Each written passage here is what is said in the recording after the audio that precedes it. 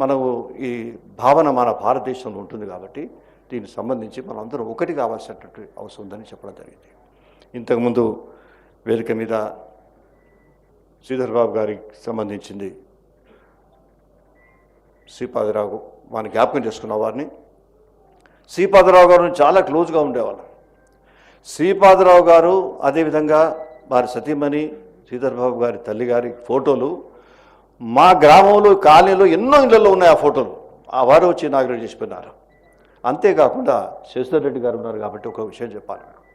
Dynamic chief minister రాష్ట్రంలో ఎవరైతే మర్రి చెన్నారెడ్డి గారు ఉన్నారో, మర్రి చెన్నారెడ్డి గారిని ఎందుకు డైనమిక్ అంటున్నానంటే, మేము ఎప్పుడు నేను 3 సార్లు ప్రతిపక్ష నాయకునే ఉన్నాను. 3 ముఖ్యమంత్రులు మారినప్పటికీ కూడా 3 సార్లు కన్సిక్యూటివ్గా నేను ఎమ్మెల్యేగా ఉన్నాను కాబట్టి నేను బాగా స్టడీ చేశాను.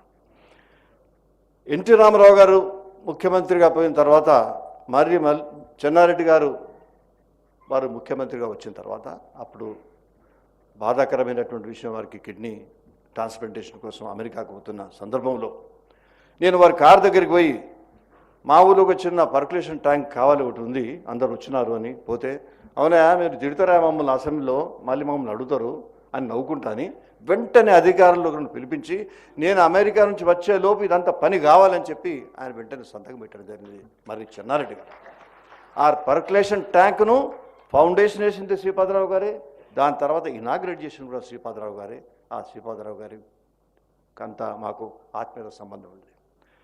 శ్రీపాదరావు గారిని హత్య చేసినారు కాబట్టి రామకృష్ణారెడ్డి మా అప్పుడు ఉన్నటువంటి అధ్యక్షుడు ఇక్కడే ఉన్నాడు. మా భారతీయ జనతా పార్టీ సమావేశం పెట్టుకొని ఎల్లంపల్లి ప్రాజెక్టు అయితే ఆనాడు నక్సలైట్లు మాకేదో నీళ్లు తీసుకురాలేదని ఒక అభియోగం, న్యాయానికి శ్రీపాదరావు గారు చాలా శ్రమించినారు వారి జీవితంలో. ఎప్పుడు కూడా అసలు రెస్ట్ అనేది లేకుండా ఆయనకు. అటువంటి వ్యక్తిని మా ప్రాంతానికి నీళ్లు తీసుకురాలేదనేటువంటి దాంతో నెపం పైన మేము చంపుతున్నామంటే దానికి వ్యతిరేకంగా మనం ఆ ప్రాజెక్టు పేరే శ్రీపాద ప్రాజెక్టు పెట్టాలని మేము బీజేపీగా తీర్మానం చేశాం.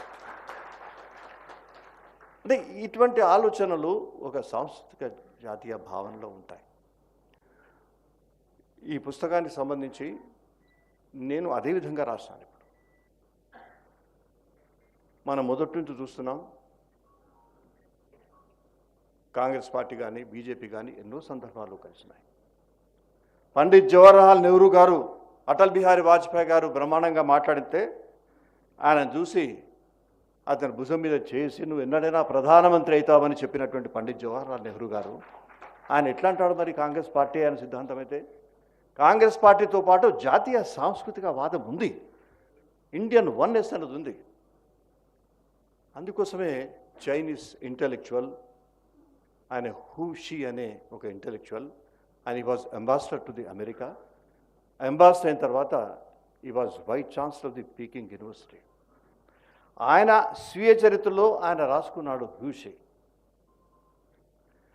India conquered China and ruled China, dictated China more than 20 centuries culturally,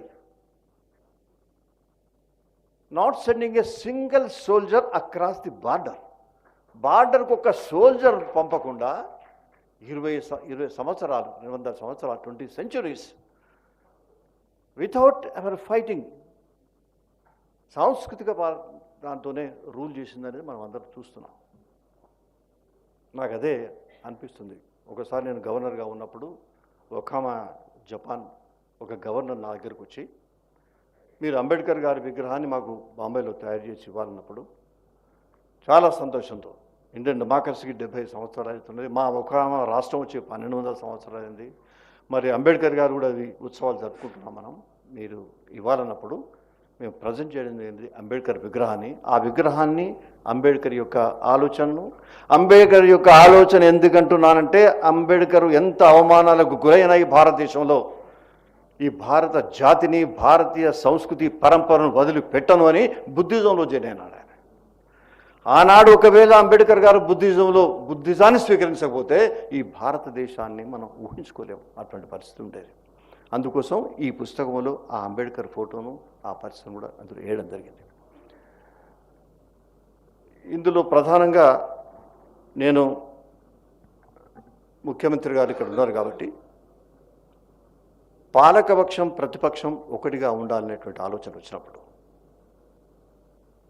NT Ramarao గారు ముఖ్యమంత్రిగా ఉన్నప్పుడు.